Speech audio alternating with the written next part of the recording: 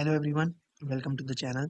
My name is Mohak Raithani. I am JRF qualified and a research scholar at University of Queensland, Australia and IIT Delhi. तो काफ़ी सारे लोगों का ये question रहा है कि बेसिकली हमें रिसर्च किस डायरेक्शन में करनी चाहिए, कैसे हमको रिसर्च का टॉपिक ढूंढना चाहिए। तो ये वीडियो मैं ये नहीं बताने वाला एक्चुअली कि रिसर्च का टॉपिक क्या होना चाहिए, बट मैं आपको हेल्प करने वाला हूँ कि आज के टाइम में रिसर्च किस ट्रेंड क्या है, बेसिकली किस डायरेक्शन में काम हो रहा है। उससे आपको एक आइडिया मिल जाएगा कि हम अपने टॉपिक से रिलेटेड कैसे सोच सकते हैं।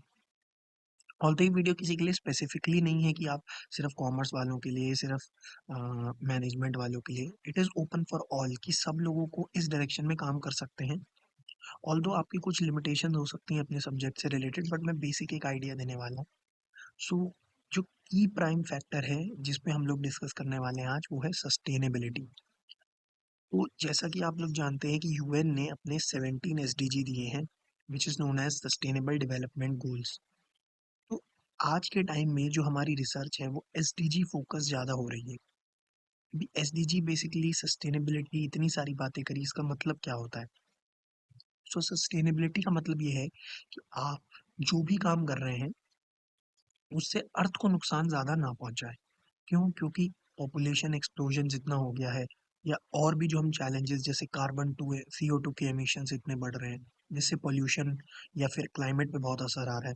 तो इस तरीके के इश्यूज, यानी कि हम जो भी एक्टिविटीज़ कर रहे हैं, ह्यूमन एक्टिविटीज़, उससे जो हमारी अर्थ को नुकसान हो रहा है, उसी को कंट्रोल में लाने के लिए हमने कौन से इश्यूज पे डेवलप पे बात करने की कोशिश की है। सॉरी, डेवलप गलत वर्ड बोल दिया। बात की है basically means it is for sustainability issues.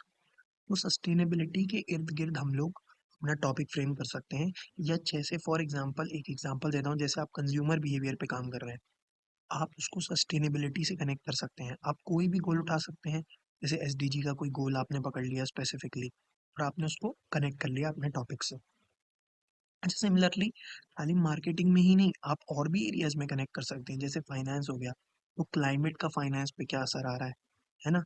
Global piece institutions अगर अच्छे से चलते हैं, जैसे हमारा एसडीजी का एक गोल है, उससे हमारे किसी पर्टिकुलर डोमेन पे क्या असर आ रहा है? या वाटर को क्लीनलीनेस करने से हमारे किस पॉइंट पे इम्पैक्ट आ रहा है? तो ये एसडीजी के गोल्स एक बार आप रीड कीजिए एंड देन उनको अपने टॉपिक से कनेक्ट करने की कोशिश कीजिए। साथ ही साथ आप इससे रिलेटेड लिटरेचर रिव्यू में भी काफ़ी कुछ मिलेगा। आज अगर आप ऑब्जर्व करोगे जा करके, for example basic Google scholar भी आप खोल के अगर पेपर्स देखने की ट्राई करेंगे, तो आप रियलाइज़ करेंगे कि इसके इर्द-गिर्द बहुत ज़्यादा काम हो रहा है, इसके अराउंड में। और आपको अभी रिसेंट में 2020 के बाद से काफ़ी ज़्यादा जर्नल्स में जो पेपर्स लिखेंगे वो इसी के लॉन्ग विथ चलते हैं, एज़ इन सस्टेनेबिलिटी के अराउंड ही डेवलप किए गए होंगे।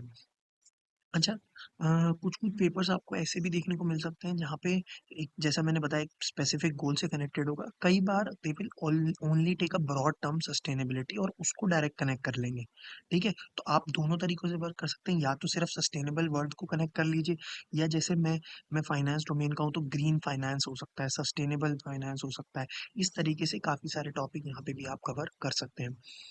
ठीक है? ऐसे ही आपका जो भी डोमेन हो आप उनमें भी कनेक्ट करा सकते हैं। जैसे मैंने मार्केटिंग का एक एग्ज़ाम्पल दिया था आपको, ह्यूमन एचआरएम में भी होती है आपकी सस्टेनेबल एचआर प्रैक्टिसेस।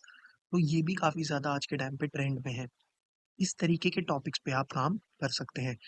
तो आई होप ये वीडियो आपको पसंद आई हो। मैं ज़्यादा लेंथी नहीं खींचूँगा, बट जस्ट एक हिंट देना चाहता था कि किस डायरेक्शन में आप लोग काम कर सकते हैं, क्योंकि काफ़ी सारे लोगों को ये क्वेश्चंस रहते हैं और मुझसे काफ़ी बार पूछते हैं कि सॉरी, कि किस डायरेक्शन में हमको काम करना चाहिए, हम कैसे टॉपिक ढूँढें।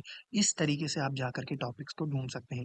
तो thank you so much for watching. अगर आपको पसंद आया हो तो वीडियो को लाइक ज़रूर कीजिएगा, शेयर भी कीजिएगा एंड साथ ही साथ कमेंट करके ज़रूर बताइएगा कि आपको कैसा लगा। और अगर आप और इससे रिलेटेड वीडियोज़ चाहते हैं तो डेफ़िनेटली मैं आपको काफ़ी सारी ऐसी एडिशनल टिप्स भी देता रहूँगा।